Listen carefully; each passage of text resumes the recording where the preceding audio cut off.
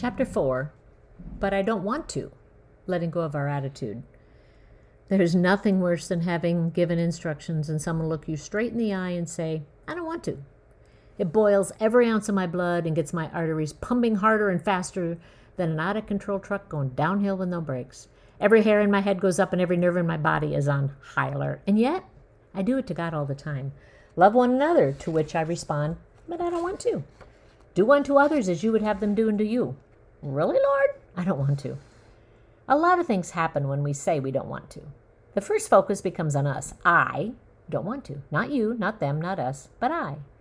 The second thing that happens is we establish who is in control, and part of that control involves our emotions. Want is an emotion according to my definition. Want motivates us to write great Christmas and birthday card lists. Want makes us turn and follow a rummage sale sign. We want to. The car really didn't turn by itself. We wanted to, so we turned the wheel. The word don't is a negative. It is a combination of do not. Do means action. Not indicates that action has stopped. The word but deletes everything one has already heard up to that point. I think today is a beautiful day, but I think a storm is coming.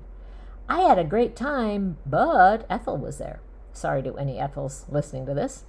We usually make a statement of confirmation about something, and then we add the word but.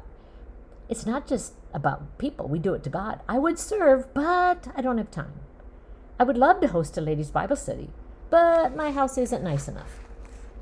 When we combine those simple statements that alone are not the most positive in the world, and then add to them the word but, it's basically saying, no, we don't want to, because we don't want to.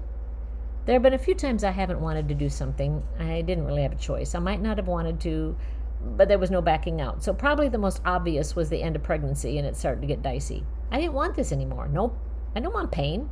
No option. I didn't want to. I was scared. I was angry. I was busy. I was worried. Add whatever other options, but I didn't want to. And it still equates to politely saying, no, I have to have control. So as a servant learning to serve others, the first thing we let go of is that we want to do. It's not about us. This is a process of letting go of things that get in our want to mindset. When we let go of our attitudes, we see a different horizon. Attitude is what gets a person in trouble sometimes more than the errant behavior or the wrongly committed deed. Now, if someone's trying really hard and has a good attitude, I can overlook a lot of mistakes. On the other hand, if someone is doing it perfectly flawlessly, but yet has a bad attitude, it taints the entire project. Everyone leaves with a bad taste in their mouth.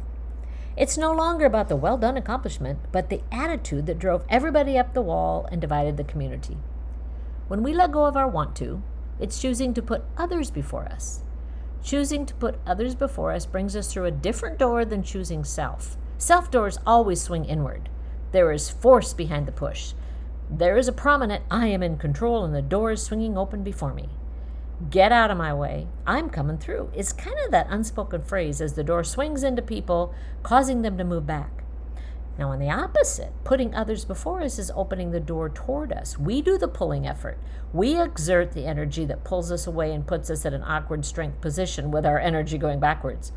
You don't get as much force by going backwards and pulling at the same time. A door opening for those on the other side, however, it's welcoming and come in and enter. And the puller is stepping back in a very non-confrontive way. What a difference when it comes to serving others, to be laying down the red carpet instead of throwing it out in the direction of others.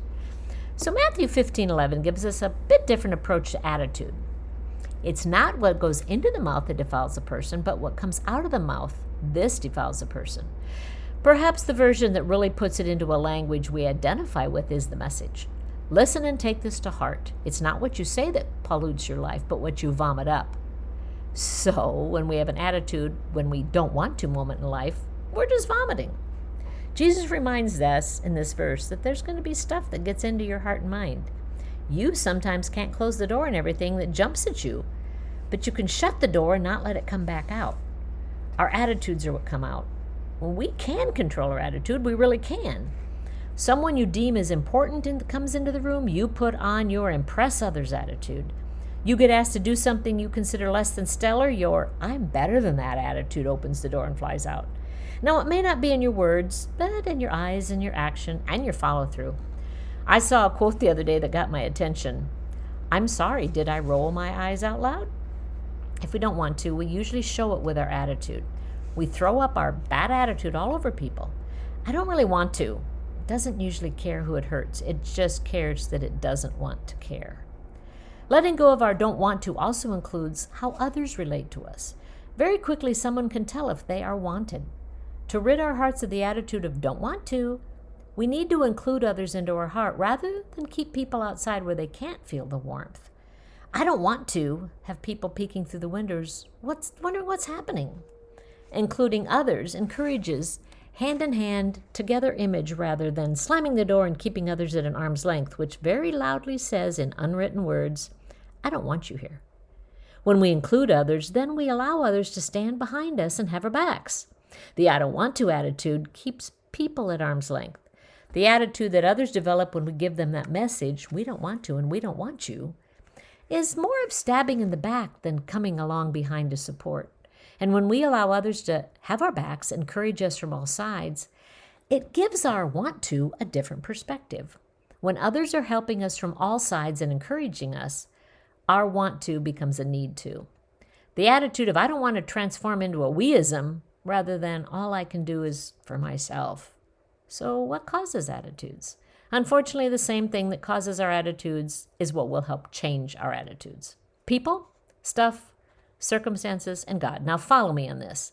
The very thing that gives me a bad attitude is the very thing that will help me get through the attitude of not wanting into the passion of needing to love, serve, and walk alongside others in life. People are a pain, and you are a people. It dawned on me one day that the same way I was so frustrated with others is the same problems others have with me. Duh. I know it took a while to figure that out, but it's really simple. People cause our attitudes. Therefore, people can be a remedy for our attitudes. People reflect us. People bring out the loving heart in us, and people bring out the I want to hit a wall, little tiny corner that we want to hide out and sometimes come flopping out and just hide. But loving and serving people will mess with your attitude. Loving and serving people will also be a big part of changing how you see God working. To soften your attitude, pick up the towel to wash the very same feet that just made you lose your peace. Stuff is a big attitude adjuster. We must clean stuff. We must store stuff. We must find the stuff we cleaned and stored. We must find the stuff we lost and now need to go buy more stuff because it's gone. People ask to borrow our stuff and don't return it. Stuff breaks, quits, dents, ages, frees up, and loses its effectiveness. It quickly becomes outdated and useless. It requires patience and effort. And did I mention cleaning? But stuff is a huge part of serving and loving others. If it's just stuff, why do we hold so tightly to it? If stuff doesn't matter and we aren't taking any of it when we leave here, why do we work so hard to hold on to it? Part of it is responsibility and stewardship. God has allowed us to have stuff, and we're going to die keeping it just right. But it will mess with your attitude. So hold what God has given you loosely and loosen your grip. To bless and serve others, there are times when what you have, God has blessed you with, needs to find another address to call home.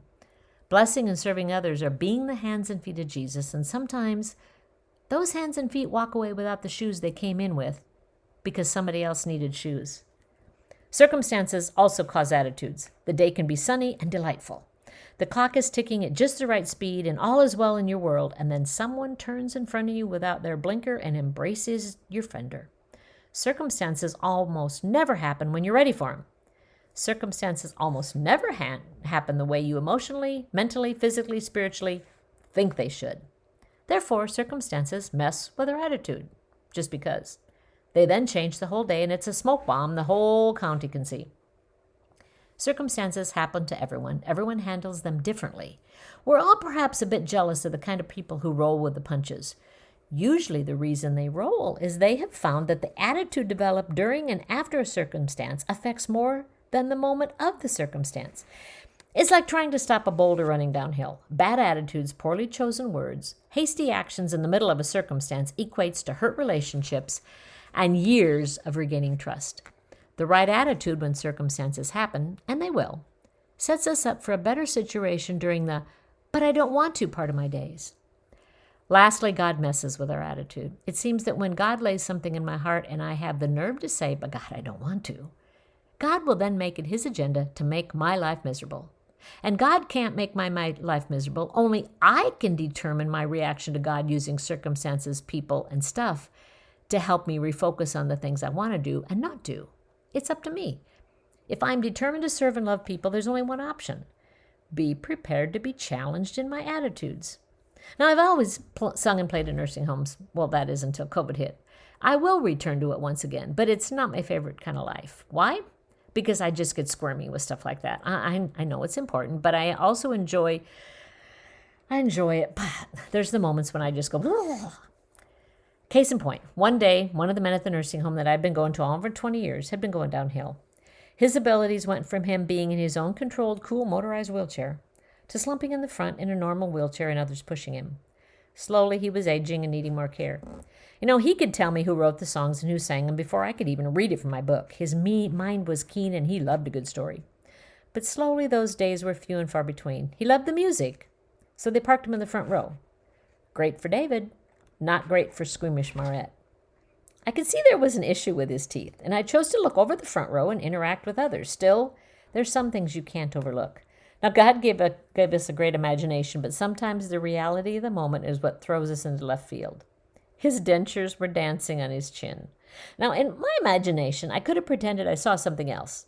But in the reality of the moment, I simply saw dentures doing a limbo right in the front row. I was doing okay until a couple of older ladies that seem redundant, as all the people in the nursing home are old, loudly proclaimed, "Put your teeth back in, David. You're grossing us out." Well, I had to keep playing. I couldn't laugh, and I couldn't choke, and I couldn't avert my eyes. Serving isn't always without issues. Learning to love and serve others does have its moments. That's when we must determine our want to is it nearly important as God's I want you to. If God places us in a situation or a circumstance, we need to be determined how our attitude will be and how we will love on and love with the ones God has placed us with. Even on the moments with false teeth nicely balanced on the chin, you just can't make some things up.